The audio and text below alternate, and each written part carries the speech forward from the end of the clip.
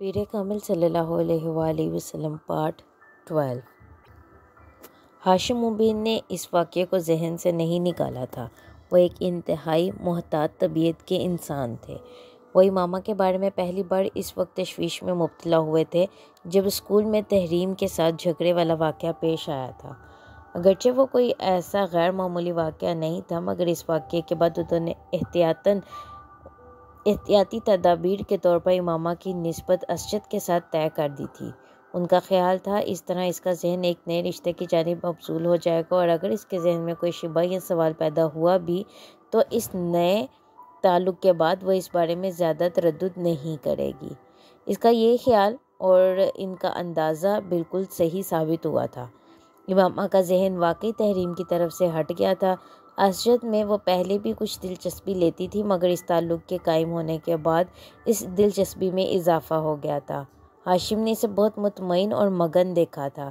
وہ پہلے ہی کی طرح تمام مذہبی سرگرمیوں میں دلچسپی لیتی تھی، مگر اس پر جو کچھ وسیم نے انہیں بتایا تھا اس نے ان کے پیروں کے نیچے سے زمین نکال دی تھی۔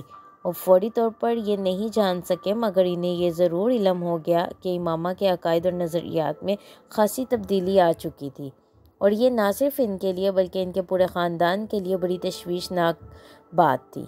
وہ اپنی بڑی بیٹیوں کی طرح اسے بھی اعلیٰ تعلیم دلوانا چاہتے تھے، اور یہ اس لیے بھی اہم تھا کہ اسے شادی کے بعد خاندان ہی میں جانا تھا۔ وہ خاندان بہت تعلیم یافتہ تھا۔ خود ان کا ہونے والا داماد اسجد بھی امامہ کو اعلیٰ تعلیم یافتہ دیکھنا چاہتا تھا۔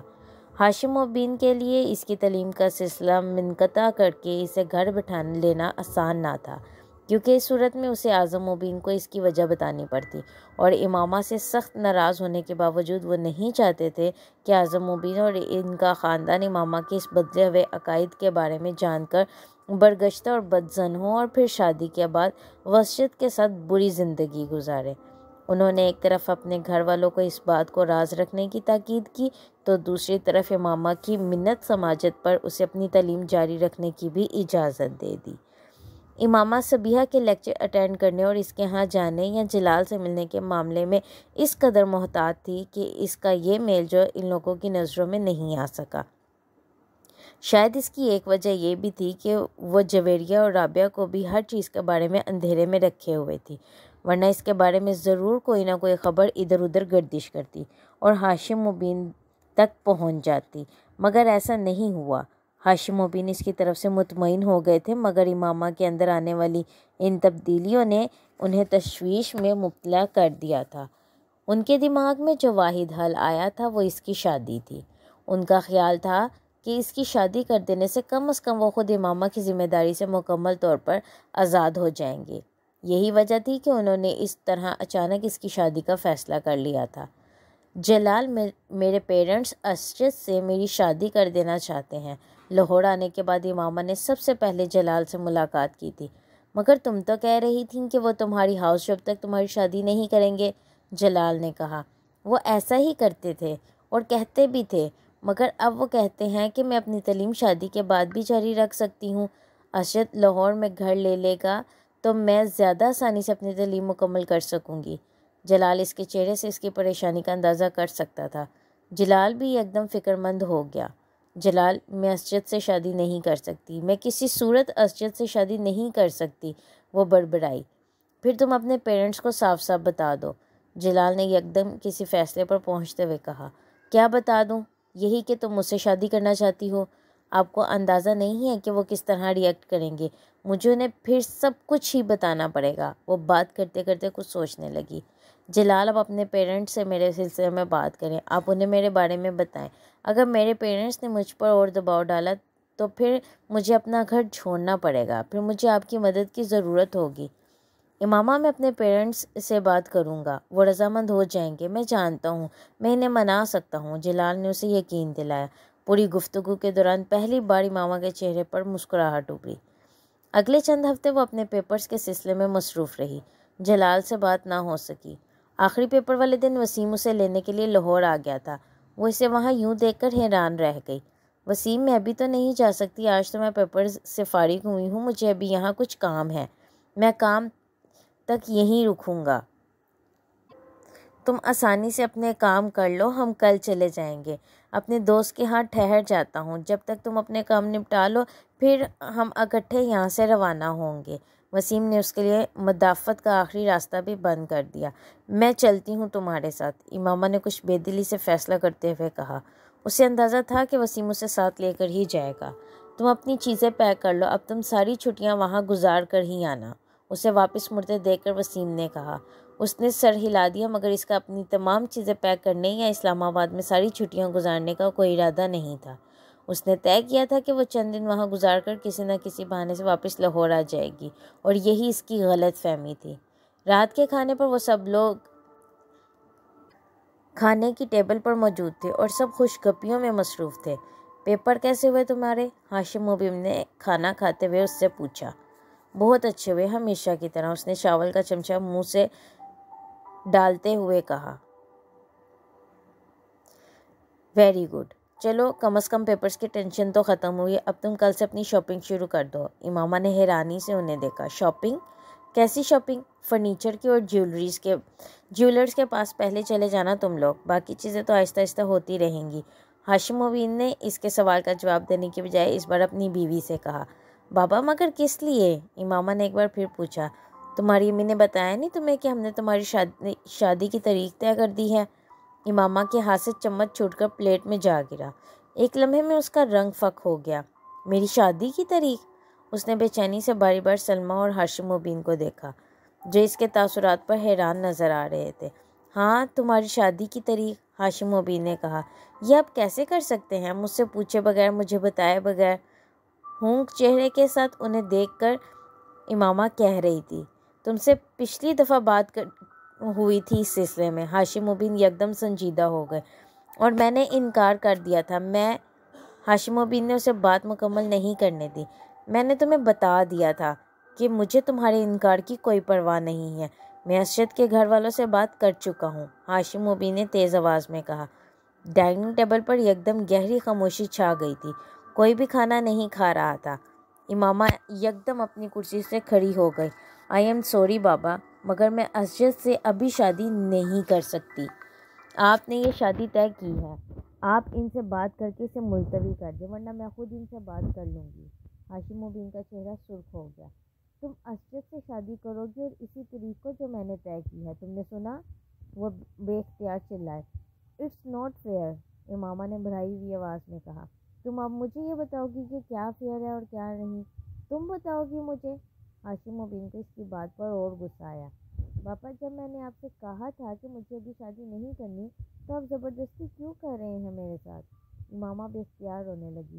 کر رہا ہوں زبردستی، پھر میں حق رکھتا ہوں، وہ چلائے۔ امامہ اس پر کچھ کہنے کے بجائے اپنے ہورن پیٹتے ہوئے سرخ چہرے کے ساتھ تیزی سے ڈائننگ روم سے نکل گئی۔ میں اس سے بات کرتی ہوں، آپ پلیز کھانا کھائیں، اتنا غصہ نہ کریں، وہ جذباتی ہے اور کچھ نہیں، سلمیٰ نے ہاشم مبین سے کہا، اور خود اب وہ اپنی کرسی سے اٹھ کھڑی ہوئی۔ ان کے کمرے سے نکلتے ہی وسیم کو دیکھ کر امامہ بے اختیار اٹھ کھڑی ہوئی۔ تم دفع ہو جاؤ یہاں سے، نکل جاؤ۔ اس نے تیزی سے وسیم کے پاس جا کر اسے دھکا دینے کی کوشش کی۔ وہ پیچھے ہٹ گیا۔ کیوں، میں نے کیا کیا؟ جھوٹ بول کر اور دھوکہ دے کر تم مجھے یہاں لے کر آئے ہو۔ مجھے اگر لاہور میں پتہ چل جاتا کہ تم اس لیے مجھے اسلام آباد لا رہے ہو تو میں کبھی یہاں نہ آتی۔ وہ دھاڑی، میں نے وہی کیا جو مجھ سے بابا نے کہا۔ بابا نے کہا تھا میں تمہیں نہ بتاؤں، وسیم نے وضاحت پیش کرنے کی کوشش کی۔ پھر تم یہاں میرے پاس کیوں آئے ہو؟ بابا کے پاس جاؤ، ان کے پاس بیٹھو، بس یہاں سے دفع ہو جاؤ۔ وسیم ہورن پیٹتے ہوئے اسے دیکھتا رہا، پھر کچھ کہے بنا کمرے سے نکل گیا۔ امامہ اپنے کمرے میں جا کر بیڈ پر بیٹھ گئی۔ اس وقت اس کے پیروں کے نیچے سے صحیح معنیوں میں زمین نکل چکی تھی۔ یہ اس کے وہم و گمان میں بھی نہیں تھا کہ اس کے گھر والے اس کے ساتھ اس طرح کر سکتے ہیں۔ وہ اتنے قدامت پرست یا کٹر نہیں تھے جتنے وہ اس وقت ہو گئے تھے۔ اسے ابھی بھی یقین نہیں آ رہا تھا کہ یہ سب اس کے ساتھ ہو رہا تھا۔ اس کا دل ڈوبنے لگا۔ مجھے اس صورتحال کا سامنا کرنا ہے، مجھے ہمت نہیں ہارنی، مجھے کسی نہ کسی طرح فوری طور پر جلال سے کانٹیکٹ کرنا پڑے گا۔ وہ یقیناً اب تک اپنے پیرنٹس سے بات کر چکا ہوگا، اس سے بات کر کے کوئی نہ کوئی راستہ نکل آئے گا۔ وہ بے چینی سے کمرے میں ٹہلتے ہوئے سوچتی رہی۔ اس کے کمرے میں دوبارہ کوئی نہیں آیا۔ رات 12 بجے کے بعد وہ اپنے کمرے سے نکلی۔ وہ جانتی تھی اس وقت سب سو رہے ہوں گے، یا سونے کے لیے جا چکے ہوں گے۔ اس نے جلال کے گھر کا نمبر ڈائل کرنا شروع کر دیا۔ فون کسی نے نہیں اٹھایا۔ اس نے ایک کے بعد دیگرے کئی بار نمبر ملایا۔ 8 گھنٹے تک اسی طرح کالز کرتے رہنے کے بعد اس نے مایوسی کے ساتھ فون رکھ دیا۔ وہ جویریہ اور رابعہ کو فون نہیں کر سکتی تھی۔ وہ دونوں اس وقت ہاسٹل میں تھیں۔ کچھ دیر سوچتے رہنے کے بعد اس نے صبیحہ کا نمبر ڈائل کرنا شروع کر دیا۔ اس کے والد نے فون اٹھایا تھا۔ بیٹا صبیحہ تو پشاور گئی ہے اپنی امی کے ساتھ۔ صبیحہ کے والد نے امامہ کو بتایا۔ پشاور؟ امامہ کے دل کی دھڑکن رک گئی۔ اس کے کزن کی شادی ہے، وہ لوگ ذرا پہلے چلے گئے ہیں، میں بھی کل چلا جاؤں گا، اس کے والد نے بتایا۔ کوئی پیغام ہو تو آپ مجھے دے دیں، میں صبیحہ کو پہنچا دوں گا۔ نہیں شکریہ انکل، وہ ان کے ساتھ اس سارے معاملے کے بارے میں کیا بات کر سکتی تھی۔ اس نے فون رکھ دیا۔ اس کے ڈپریشن میں اضافہ ہونے لگا تھا۔ اگر میرا جلال سے کانٹیکٹ نہ ہوا تو اس کا دل ایک بار پھر ٹوٹنے لگا۔ ایک بار پھر اس نے جلال کا نمبر ڈائل کرنا شروع کر دیا اور تبھی کسی نے اس کے ہاتھ سے ریسیور لے لیا۔ وہ سن ہو گئی۔ ہاشم مبین اس کے پیچھے کھڑے تھے۔ کس کو فون کر رہی ہو؟ اس کے لہجے میں بے حد ٹھہراؤ تھا۔ دوست کو کر رہی تھی، امامہ نے ان کی طرف دیکھے بغیر کہا۔ وہ ان سے نرسیں ملا کر جھوٹ نہیں بول سکتی تھے۔ میں ملا دیتا ہوں، انہوں نے سرد آواز میں کہتے ہوئے ری ڈائل کا بٹن دبا دیا اور ریسیور کام سے لگا لیا۔ امامہ زرد چہرے کے ساتھ انہیں دیکھنے لگی۔ وہ کچھ دیر تک اسی طرح ریسیور کام سے لگائے کھڑے رہے، پھر انہوں نے ریسیور کریڈل پر رکھ دیا۔ یقیناً دوسری طرف سے کال ریسیو نہیں کی گئی تھی۔ کون سی دوست ہے یہ تمہاری جس کو تم اس وقت فون کر رہی ہو؟ انہوں نے درست لہجے میں امامہ سے پوچھا۔ زینب۔ فون کی اسکرین پر زینب کا نمبر تھا اور وہ نہیں چاہتی تھی کہ ہاشم مبین کو زینب پر کسی قسم کا شک ہو اور وہ جلال تک جا پہنچے، اس لیے اس نے ان کے استفسار پر جلدی سے اس کا نام بتا دیا۔ کس لیے کر رہی ہو؟ میں اس کے ذریعے جویریہ تک ایک پیغام پہنچانا چاہتی ہوں، اس نے تحمل سے کہا۔ تم مجھے وہ پیغام دے دو، میں جویریہ تک پہنچا دوں گا، بلکہ ذاتی طور پر خود لاہور دے کر آؤں گا۔ امامہ مجھے صاف صاف بتاؤ، کسی اور لڑکے میں انٹرسٹڈ ہو تم؟ انہوں نے کسی تمہید کے بغیر اچانک اس سے پوچھا۔ وہ انہیں کچھ دیر دیکھتی رہی، پھر اس نے کہا، ہاں۔ ہاشم مبین دم بخود رہ گئی۔ کسی اور لڑکے میں انٹرسٹڈ ہو؟ انہوں نے بے یقینی سے اپنا جملہ دہرایا۔ امامہ نے پھر اس بات میں سر ہلا دیا۔ ہاشم مبین نے بے اختیار اس کے چہرے پر تھپڑ کھینچ مارا۔ مجھے اسی بات کا اندیشہ تھا تم سے، مجھے اسی بات کا اندیشہ تھا۔ وہ غصے میں تنتنا سے گئے۔ امامہ گمسم اپنے گال پر ہاتھ رکھے انہیں دیکھ رہی تھی۔ یہ پہلا تھپڑ تھا جو ہاشم مبین نے اس کی زندگی میں اسے مارا تھا، اور امامہ کو یقین نہیں آ رہا تھا کہ یہ تھپڑ اسے مارا گیا ہے۔ وہ ہاشم مبین کی سب سے لاڈلی بیٹی تھی، پھر بھی انہوں نے اس کے گال پر آنسو بہہ نکلے۔ اسجد کے علاوہ میں تمہاری شادی کہیں اور نہیں ہونے دوں گا۔ تم اگر کسی اور لڑکے میں انٹرسٹڈ ہو بھی تو اسے ابھی اور اسی وقت بھول جاؤ۔ میں کبھی کبھی کبھی تمہاری کہیں اور شادی نہیں ہونے دوں گا۔ اپنی کمرے میں چلی جاؤ، اور دوبارہ اگر میں نے تمہیں فون کے پاس بھی دیکھا تو میں تمہاری ٹانگیں توڑ دوں گا۔ وہ اسی طرح گال پر ہاتھ رکھے مکانتی انداز میں چلتے ہوئے اپنے کمرے میں آ گئی۔ اپنے کمرے میں آ کر وہ بچوں کی طرح پھوٹ پھوٹ کر رونے لگی۔ کیا بابا مجھے اس طرح مار سکتے ہیں؟ اسے یقین نہیں آ رہا تھا۔ بہت دیر تک اسی طرح روتے رہنے کے بعد اس کے آنسو خود بخود خشک ہونے لگے۔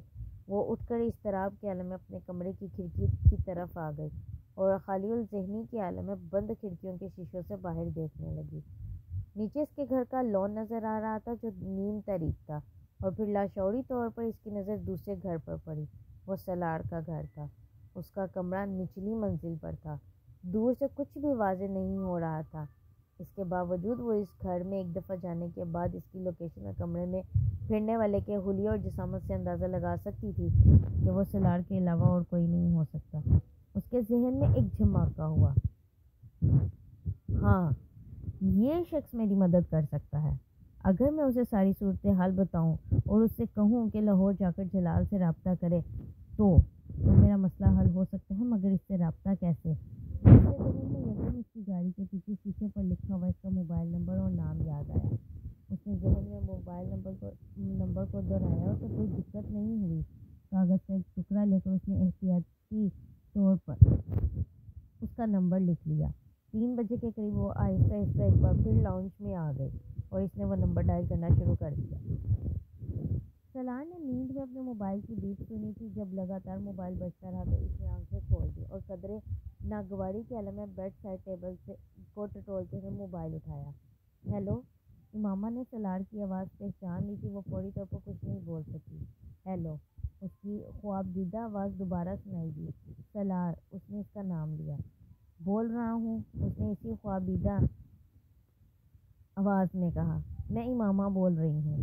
وہ کہنے والا تھا، کون امامہ؟ میں کسی امامہ کو نہیں جانتا، مگر اس کے دماغ نے کرنٹ کی طرح اسے سگنل دیا تھا اور اس نے بے اختیار آنکھیں کھول دیں۔ وہ نام کے ساتھ اس آواز کو بھی پہچان چکا تھا۔ میں وسیم کی بہن بول رہی ہوں۔ اس کی خاموشی پر امامہ نے اپنا تعارف کرایا۔ میں پہچان چکا ہوں۔ سلار نے ہاتھ بڑھا کر بیڈ سائڈ لیمپ کو آن کر دیا۔ اس کی نیند غائب ہو چکی تھی۔ ٹیبل پر پڑی ہوئی اپنی رسٹ واچ اٹھا کر وقت دیکھا۔ گھڑی 3:10 بجا رہی تھی۔ اس نے قدرے بے یقینی سے ہونٹ سکیڑتے ہوئے گھڑی کو دوبارہ ٹیبل پر رکھ دیا۔ دوسری طرف اب خاموشی تھی۔ ہیلو، سلار نے اسے مخاطب کیا۔ سلار، مجھے تمہاری مدد کی ضرورت ہے۔ سلار کے ماتھے پر کچھ بال ہے۔ میں نے ایک بار تمہاری زندگی بچائی تھی، اب میں چاہتی ہوں تم میری زندگی بچاؤ۔ وہ کچھ نہ سمجھنے والے انداز میں اس کی بات سنتا رہا۔ میں لاہور میں کسی سے رابطہ کرنا چاہتی ہوں مگر کر نہیں پا رہی۔ کیوں؟ وہاں سے کوئی فون نہیں اٹھا رہا۔ تم رات کے اس وقت؟ امامہ نے اس کی بات کاٹ دی۔ پلیز اس وقت صرف میری بات سنو۔ میں دن کے وقت فون نہیں کر سکتی اور شاید کل رات کو بھی نہ کر سکوں۔ میرے گھر والے مجھے فون نہیں کرنے دیں گے۔ میں چاہتی ہوں کہ تم ایک ایڈریس اور فون نمبر نوٹ کر لو اور اس پر ایک آدمی سے کانٹیکٹ کرو۔ اس کا نام جلال انصر ہے۔ تم اس سے صرف یہ پوچھ کر بتا دو کہ کیا اس نے اپنے پیرنٹس سے بات کی ہے اور اگر کی ہے تو ان کا کیا رسپانس ہے۔ اسے یہ بھی بتا دو کہ میرے پیرنٹس نے یہاں میری شادی طے کر دی ہے اور وہ مجھے اب شادی کے بغیر لاہور آنے نہیں دیں گے۔ سلار کو اچانک اس سارے معاملے سے دلچسپی پیدا ہونے لگی۔ کمبل کو اپنے گھٹنوں سے اوپر تک کھینچتے ہوئے وہ امامہ کی بات سنتا رہا۔ وہ ایک ایڈریس اور فون نمبر دہرا رہی تھی۔ سلار نے اس نمبر اور ایڈریس کو نوٹ نہیں کیا۔ اس کی ضرورت ہی نہیں تھی۔ اس نے پوچھا، اور اگر میرے فون کرنے پر بھی کسی نے فون نہیں اٹھایا تو؟ جب وہ خاموش ہو گئی تو اس نے پوچھا۔ دوسری طرف لمبی خاموشی رہی۔ پھر امامہ نے کہا، تم لاہور جا کر اس آدمی سے مل سکتے ہو؟ پلیز، یہ میرے لیے بہت ضروری ہے۔ اس بار امامہ کی آواز ملتجائیانہ تھی۔ اور اگر اس نے پوچھا کہ میں کون ہوں تو تم جو چاہے اسے بتا دینا، مجھے اس سے دلچسپی نہیں ہے۔ میں صرف اس مصیبت سے چھٹکارا چاہتی ہوں۔ کیا یہ بہتر نہیں ہے کہ تم اس آدمی سے خود بات کرو؟ سلار نے کچھ سوچتے ہوئے کہا، میں تمہیں بتا چکی ہوں کہ شاید مجھے دوبارہ فون کا موقع نہ ملے اور فی الحال تو تم اس آدمی کو فون کرو۔ اور آدمی نے آئی ریپیٹ، اور فی الحال تو وہ آدمی فون ریسیو نہیں کر رہا۔ سلار نے اس کی بات کے جواب میں کچھ نہیں کہا اور اس نے مایوسی کے عالم میں مزید کچھ کہے بغیر فون رکھ دیا۔ سلار موبائل بند کرنے کے بعد کچھ دیر اسے ہاتھ میں لے کر بیٹھا رہا۔ جلال انصر، امامہ ہاشم، رابطہ، پیرنٹس سے بات، زبردستی کی شادی۔ اس نے وہاں بیٹھے بیٹھے اس الجھے ہوئے پزل کے ٹکڑوں کو جوڑنا شروع کر دیا۔ اس نے امامہ سے جلال کے بارے میں پوچھا نہیں تھا مگر وہ اندازہ کر سکتا تھا کہ اس سے امامہ کا تعلق کس طرح کا ہو سکتا تھا۔ وہ اپنی داہنی ٹانگ ہلاتے ہوئے ان دونوں کے بارے میں سوچتا رہا۔ اسے یہ صورتحال خاصی دلچسپ محسوس ہو رہی تھی کہ امامہ جیسی لڑکی اس طرح کے کسی افیئر میں انوالو ہو سکتی تھی۔ وہ اپنے لیے اس کی ناپسندیدگی سے بھی واقف تھی اور اسے یہ بھی معلوم تھا، بلکہ سالار کو یہ بھی معلوم تھا کہ امامہ اسے کس قدر ناپسند کرتی ہے، اور وہ حیران بھی تھا کہ اس کے باوجود وہ اس کی مدد مانگ رہی ہے۔ یہ کیا کر رہی ہیں خاتون؟ مجھے استعمال کرنے کی کوشش یا پھنسانے کا اہتمام؟ اس نے دلچسپی سے سوچا۔ کمبل اپنے سینے تک کھینچتے ہوئے اس نے آنکھیں بند کر لی مگر نیند اس کی آنکھوں سے مکمل طور پر دور تھی۔ وہ پچھلے کئی سالوں سے وسیم اور اس کے سارے گھر والوں کو جانتا تھا۔ وہ امامہ کو بھی سرسری طور پر دیکھ چکا تھا مگر ان ملاقاتوں میں اس نے امامہ پر کبھی غور نہیں کیا تھا۔ وہ اس کے بارے میں زیادہ کچھ نہیں جانتا تھا۔ اس کے اپنے گھر والوں کے برعکس وسیم کا گھرانہ خاصا روایتی پرست تھا یا روایت پرست تھا، اور وہ کبھی بھی اس طرح کھلے عام ان کے گھر نہیں جا سکا جس طرح وہ اپنے دوسرے دوستوں کے گھروں میں جاتا تھا، مگر اس نے اس بات پر بھی کبھی زیادہ غور و خوض نہیں کیا تھا۔ اس کا خیال تھا کہ ہر خاندان کا اپنا ماحول اور روایات ہوتی ہیں، اسی طرح وسیم کے خاندان کی بھی اپنی روایات تھیں۔ اسے امامہ کے موڈ اور ٹیمپرامنٹ کا تھوڑا اندازہ تھا، مگر اس طرح اچانک امامہ کی کال وصول کر کے وہ اس حیرت کے جھٹکے سے سنبھل نہیں پا رہا تھا جو اسے لگا تھا۔ جب وہ کافی دیر تک سونے میں کامیاب نہیں ہوا تو وہ کچھ جھنجھلا گیا۔ To hell with Imama and all the rest, بھاڑ میں جائے امامہ اور یہ سارا قصہ، وہ بڑبڑایا اور کروٹ لے کر اس نے تکیہ اپنے چہرے کے اوپر رکھ لیا۔ منظر بدلا۔ امامہ اپنے کمرے میں آ کر بھی اسی طرح خاموش بیٹھی رہی۔ اسے اپنے پیٹ میں گرہیں پڑتی ہوئی محسوس ہو رہی تھیں۔ صرف چند گھنٹوں میں سب کچھ بدل گیا تھا۔ وہ پوری رات سو نہیں سکی۔ صبح وہ ناشتے کے لیے باہر آئی، اس کی بھوک یکدم جیسے غائب ہو گئی تھی۔ 10 بجے کے قریب اس نے پورچ میں کچھ گاڑیوں کے سٹارٹ ہونے اور جانے کی آوازیں سنی۔ وہ جانتی تھی اس وقت ہاشم مبین اور اس کے بڑے بھائی آفس چلے جاتے تھے اور اسے ان کے آفس جانے کا انتظار تھا۔ ان کے جانے کے آدھ گھنٹے بعد وہ اپنے کمرے سے باہر آئی۔ لاؤنج میں اس کی امی اور بھابھی بیٹھی ہوئی تھیں۔ وہ خاموشی سے فون کے پاس چلی گئی۔ اس نے فون کا ریسیور اٹھانے کے لیے ہاتھ بڑھایا ہی تھا کہ اسے اپنی امی کی آواز سنائی دی۔ تمہارے بابا کہہ کر گئے ہیں کہ تم کہیں فون نہیں کرو گی۔ اس نے گردن موڑ کر اپنی امی کو دیکھا۔ میں اسجد کو فون کر رہی ہوں۔ کس لیے؟ میں اس سے بات کرنا چاہتی ہوں۔ وہی فضول باتیں جو تم رات کو کر رہی تھی، سلمیٰ نے تیز لہجے میں کہا۔ میں آپ کے سامنے بات کر رہی ہوں، آپ مجھے بات کرنے دیں۔ اگر میں نے کوئی غلط بات کی تو آپ فون بند کر سکتی ہیں، اس نے پرسکون انداز میں کہا، اور شاید یہ اس کا انداز ہی تھا جس نے سلمیٰ کو کچھ مطمئن کر دیا۔ امامہ نے نمبر ڈائل کیا مگر وہ اسجد کو فون نہیں کر رہی تھی۔ چند بار بیل بجنے کے بعد دوسری طرف سے فون اٹھا لیا گیا۔ امامہ فون اٹھانے والا کا نام نہیں لے سکتی تھی، جبکہ فون اٹھانے والا جلال ہی تھا۔ خوشی کی ایک لہر امامہ کے اندر سے گزر گئی۔ ہیلو، میں امامہ بول رہی ہوں، اس نے جلال کا نام لیے بغیر اعتماد سے کہا۔ تم بتائے بغیر اسلام آباد کیوں چلی گئی؟ میں کل تم سے ملنے ہاسٹل گیا تھا، جلال نے کہا۔ میں کل اسلام آباد آئی ہوں اسجد، امامہ نے کہا۔ اسجد؟ دوسری طرف سے جلال کی آواز آئی۔ تم کس سے کہہ رہی ہو؟ مجھے بابا نے رات ہی بتایا کہ میری شادی کی تاریخ طے ہو گئی ہے۔ امامہ، جلال کو جیسے کرنٹ لگا۔ شادی کی تاریخ؟ امامہ اس کی بات سنے بغیر اسی پرسکون انداز میں بولتی رہی۔ میں جاننا چاہتی ہوں کہ تم نے اپنے پیرنٹس سے بات کی ہے۔ امامہ، میں ابھی بات نہیں کر سکا۔ تو پھر تم بات کرو، میں تمہارے علاوہ کسی سے شادی نہیں کر سکتی، یہ تم جانتے ہو، مگر میں اس طرح کی شادی نہیں کروں گی۔ تم اپنے پیرنٹس سے بات کرو اور پھر مجھے بتاؤ کہ وہ کیا کہتے ہیں۔ امامہ، کیا تمہارے پاس کوئی ہے؟ جلال کے ذہن میں اچانک ایک جھماکا ہوا۔ ہاں۔ اس لیے تم مجھے اسجد کہہ رہی ہو؟ ہاں، میں اپنے پیرنٹس سے بات کرتا ہوں۔ تم مجھے دوبارہ رنگ کب کرو گی؟ تم مجھے بتا دو کہ میں تمہیں کب رنگ کروں۔ کل فون کر لو۔ تمہاری شادی کی تاریخ کب طے کی گئی ہے؟ جلال کی آواز میں پریشانی تھی۔ یہ مجھے بھی نہیں پتا، امامہ نے کہا۔ ٹھیک ہے امامہ، میں آج ہی اپنے پیرنٹس سے بات کرتا ہوں اور تم پریشان مت ہونا، سب کچھ ٹھیک ہو جائے گا، اس نے امامہ کو تسلی دیتے ہوئے فون بند کر دیا۔ امامہ نے شکر ادا کیا تھا کہ اس کی بھابھی امی کو یہ شک نہیں ہو سکا کہ وہ اسجد سے نہیں کسی اور سے بات کر رہی تھی۔ یہ شادی تمہارے بابا اور اعظم بھائی نے مل کر طے کی ہے، تمہارے ہی اسجد کے کہنے پر وہ اسے ملتوی نہیں کریں گے، سلمیٰ نے اس بار قدرے نرم لہجے میں کہا۔ امی، میں مارکیٹ تک جا رہی ہوں، مجھے کچھ ضروری چیزیں لینی ہیں، امامہ نے ان کی بات کا جواب دینے کی بجائے کہا۔ فون کی بات دوسری ہے، مگر میں تمہیں گھر سے نکلنے کی اجازت نہیں دے سکتی۔ تمہارے بابا نہ صرف مجھے بلکہ چوکیدار کو بھی ہدایت کر کے گئے ہیں تمہیں باہر جانے نہ دیا جائے۔ امی، آپ لوگ میرے ساتھ آخر اس طرح کیوں کر رہے ہیں؟ امامہ نے کچھ بے بسی کے عالم میں صوفے پر بیٹھتے ہوئے کہا۔ میں نے آپ کو اپنی شادی سے تو منع نہیں کیا، میری ہاؤس جاب تک انتظار کر لیں، اس کے بعد میری شادی کر دیں۔ میری سمجھ میں یہ بات نہیں آتی کہ تم شادی سے انکار کیوں کر رہی ہو۔ تمہاری شادی جلدی ہو یا دیر سے، مگر تمہاری مرضی کے خلاف تو نہیں ہو رہی نا؟ اس بار اس کی بھابھی نے اسے سمجھانے کی کوشش کی۔ خواہ مخواہ کل رات سے پورا گھر ٹینشن کا شکار ہے اور میں تو تمہیں دیکھ کر حیران ہوں، تم نے کبھی بھی اس طرح ضد نہیں کی۔ پھر اب کیا ہو گیا ہے تمہیں؟ جب سے تم لاہور گئی ہو بہت عجیب ہو گئی ہو تم، اور ہمارے چاہنے سے ویسے بھی کچھ نہیں ہوگا۔ میں نے تمہیں بتایا تمہارے بابا نے طے کیا ہے یہ سب کچھ، آپ انہیں سمجھا تو سکتی تھی۔